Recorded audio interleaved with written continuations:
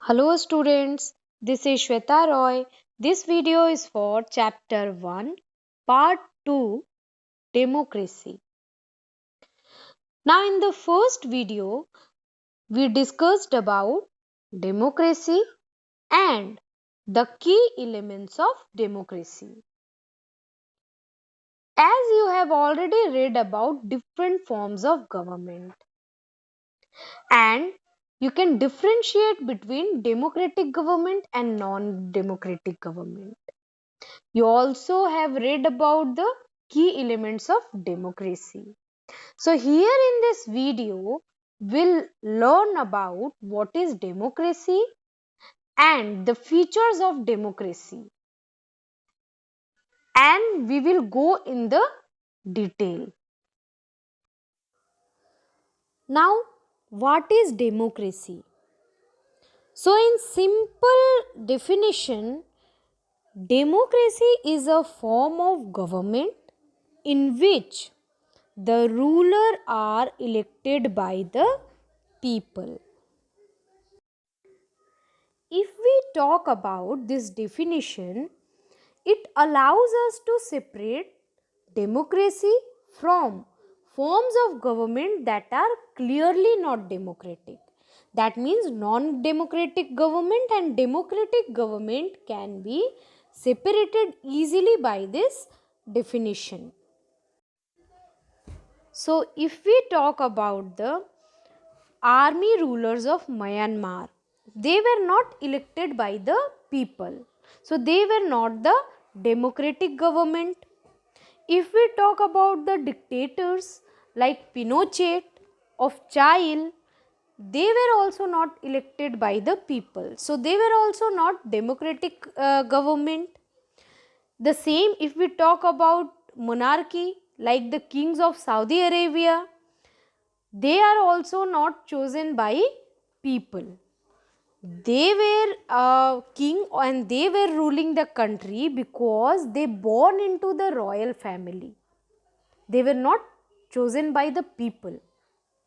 So they are not the democratic government, and this can be identified by this simple definition of democracy. But the definition also reminds us that democracy is people's rule. But if we'll take it like this, we'll come to the conclusion that every government that holds an election is democratic government. But that can be very misleading,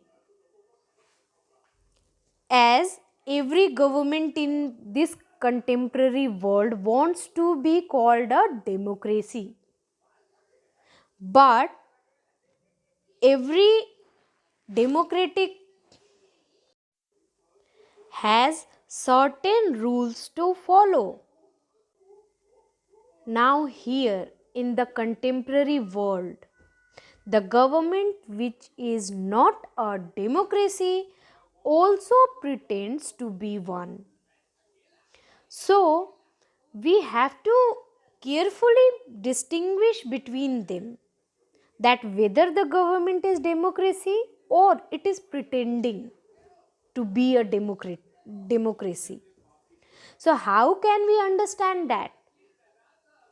For that, we have to go through the features of democracy. We have to understand the features of democracy, and then only we can distinguish between the government which is actually democratic and the government which is pretending to be a democratic government.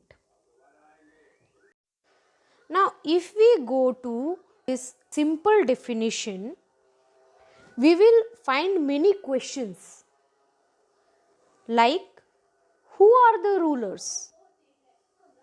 What kind of election constitutes a democratic election? Who are the people who can elect the rulers or get elected as rulers? Now, what kind of form of government is democracy?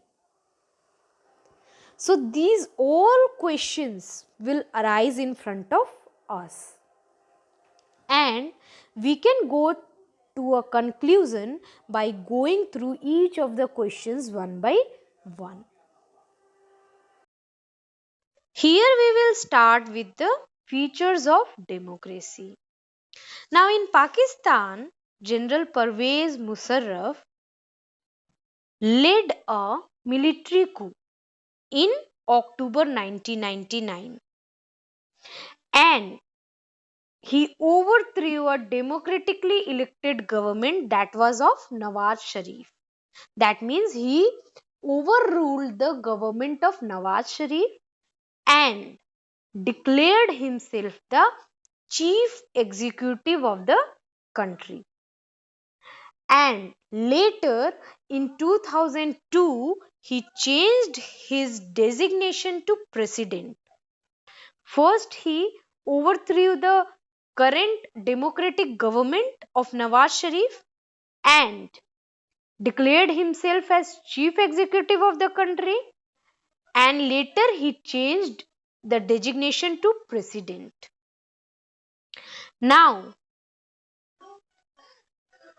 in 2002 August, he issued a legal framework order, which was an amendment in the Constitution of Pakistan. Now, according to this amendment, the president can dismiss the national and provincial assemblies. The work of the civilian cabinet is supervised by a National Security Council, which is dominated by military officers. So, here you can see, with this amendment, he took all the power in his hands. Now, with this, the Pakistan had elections. The representatives had been elected, but the final power rested with military officers and General Musharraf himself. That means the final decision will be taken by them only. Now, with this example, you can understand that the country is having formally elected parliament and government, but the real power is with those who are not elected. Also, the real power rests with some external powers and not with locally elected representatives. Now, these kind of government cannot be called people's rule or a democratic government, like in the case of Pakistan. Now, Pakistan had formally elected parliament and government, but the real power was with army officers and General Musharraf. But the General Musharraf was not elected by the people. So, this form of government cannot be a democratic government. It is having an election and the representatives are elected through the election. Still, they don't have right to take decisions. The decisions are taken by external parties, and here it is taken by General Musharraf and the army officials, which are not elected by people. So, this cannot be a democratic government. So, here we get our first feature of the democracy. In a democracy, the final decision making power must rest with those elected by the people. So, the decision making power should be with the people elected representatives, not with other parties. So, here we will move to our second feature of the democracy. And for that, we'll take the example of China and Mexico. So in China, the elections are conducted on a regular basis of every 5 years. But a communist party, which is the National People's Congress, has power to appoint the president. Now nearly 3000 members are elected from all over the China, and some members are also elected by the army. But before contesting election, a candidate needs the approval of this Chinese Communist Party, or the member should be a member of Chinese Communist Party or 8 smaller parties allied to it. So here you can see that right to elect president is with specific political party. That specific political party can only appoint a president. Now, if we'll go through this, how can we say that this is the democratic country? As the government is always formed by the Communist Party, the specific political party. No other party can form the government or appoint the president. And also, without their approval, no one can contest the election. Now we have the example of Mexico. After its independence in 1930, they had regular elections on intervals of 6 years. Now, this country was never under a military or dictator rule, but until 2000, every election was won by the party called PRI, Institutional Revolutionary Party. The opposite parties were contesting in the election, but they were not winning the election because the ruling party, this PRI, was playing the dirty tricks. They were asking the government employees to attend their party meetings. The teachers of government schools used to force the parents to vote for PRI. The media also ignored the activities of opposite parties and always criticizing them. Now, sometimes what was happening, the polling booths were shifted from one place to another in the last minute. So, because of that, the people were not able to give their vote. Also, this PRI was spending large amount of money for the campaign of their candidates. Now, here you can see the ruling party was using their power to keep themselves in the democratic government. But is this a democratic government? No, that this cannot be a democratic government, because here we cannot see the fair election. The opposite party is not getting the chance, a fair chance for contest. So this kind of government cannot be the democratic government. Now, can these kind of elections are ideal elections according to democracy? If we talk about China, the election do not offer the people any serious choice. That means they don't have any choice. The members are elected after the permission of the political party. Also, the same political party has right to elect the president. No other party can contest. That means the people has no choice. That is the only choice they have. The same if we talk about the Mexico, the people seem to really have a choice, but when it is in practice, they had no choice. That means opposite parties are contesting, but the ruling party is playing the dirty tricks and it is not allowing that the fair election. So you can see these kind of elections cannot be an ideal election as per the democracy. This is not the fair election. So here we get our second feature of democracy. The election must offer a real choice between political alternatives. So the feature which comes out is a democracy must be based on a free and fair election where those currently in power have a fair chance of losing.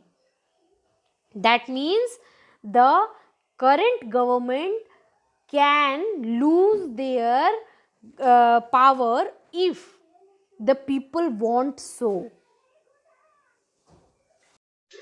Now here we will move to our third feature of democracy. So here we have universal adult franchise, and according to this, the government has to give the right to vote to all the eligible adults of the country. But if we take the example of Saudi Arabia, until 2015, the women did not have the right to vote.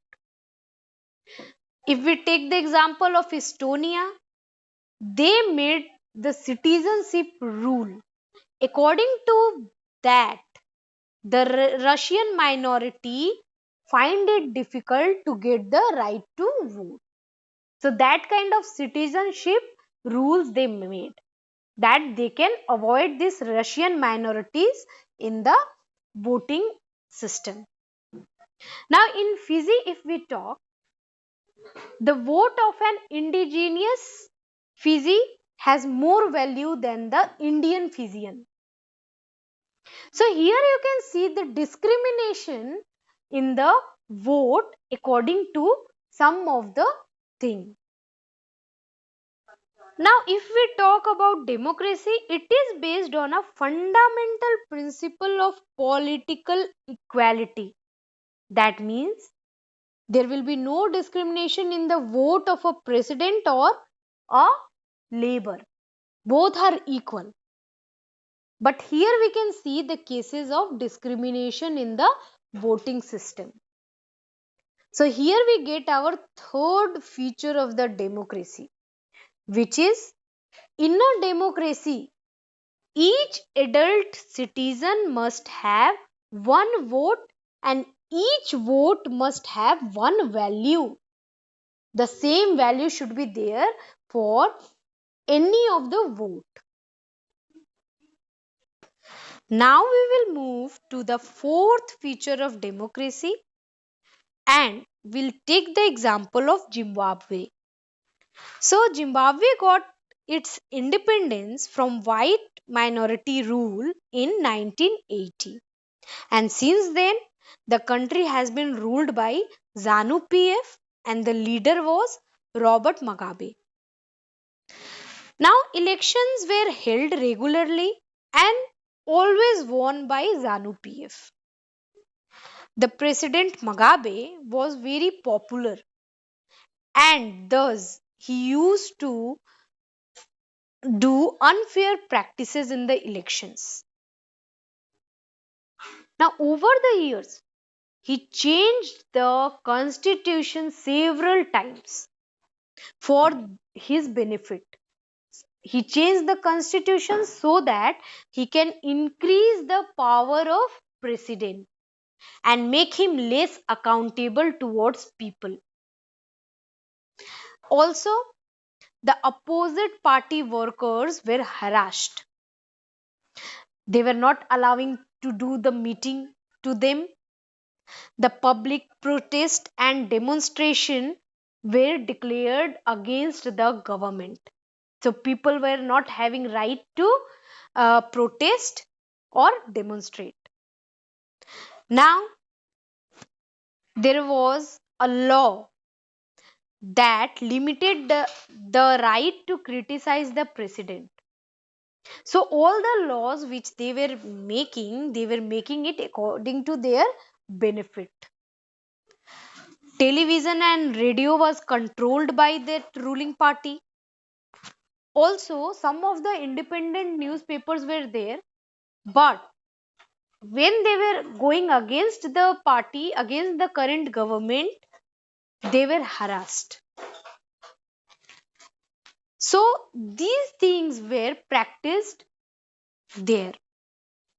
With this, you can see that popular approval of the ruler is necessary in the democracy.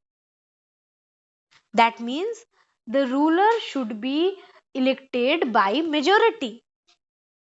But a popular leader can be autocratic also. That means he can have the absolute power. Now, if we look into this example, we can find that it is important to look at the elections, how elections are conducted, that should be taken care of. That means fair election should be there. But what is happening before and after the election, that also should be taken care of. Like if the ruling party is allowing to do the fair election, or after the election, how it is misusing the uh, power, that should be also taken care of. Now here we can understand that the government has to respect some basic rights of citizen. Also, the people of the country should be free to think, to have opinions, to express their opinion in public. They should have the right to form association. They should have right to protest and take other political actions. These kind of rights should be given to the people of the country. Also, everyone should be treated equally in front of law. The rights must be protected by an independent judiciary system, and order of that judiciary system should be obeyed by everyone. And like this, the power of government can be restricted and the power of people can be increased. So here we can understand that there are some conditions that apply to the way a government is run after the election. And a democratic government cannot do whatever it likes because they won the election. They have to respect some basic rules. Also, they have to guarantee to the minorities. The decisions has to go through a series of consultation. That means one person cannot just take all the decision. The major decision should be done with the consultation of the people. Also, they are accountable not only to the people but also to other independent officials. So they have to answer the people. So with that, we get our fourth feature of democracy. That is, a democratic government rules within limits set by constitutional law and citizens' right. So, with all the examples which we read, we found that the feature of the democracy as a form of government can be mentioned like this. The rulers elected by the people take all the major decisions. Elections offer a choice and fair opportunity to the people to change the current rulers. This choice and opportunity is available to all the people on an equal basis, and the exercise of this choice leads to a government limited by basic rules of the constitution and citizens' right. So, this is the summary of the definition of democracy. Hope you all understood the topics taught in this video. Any questions and queries will be resolved in the online classes. Thank you, students.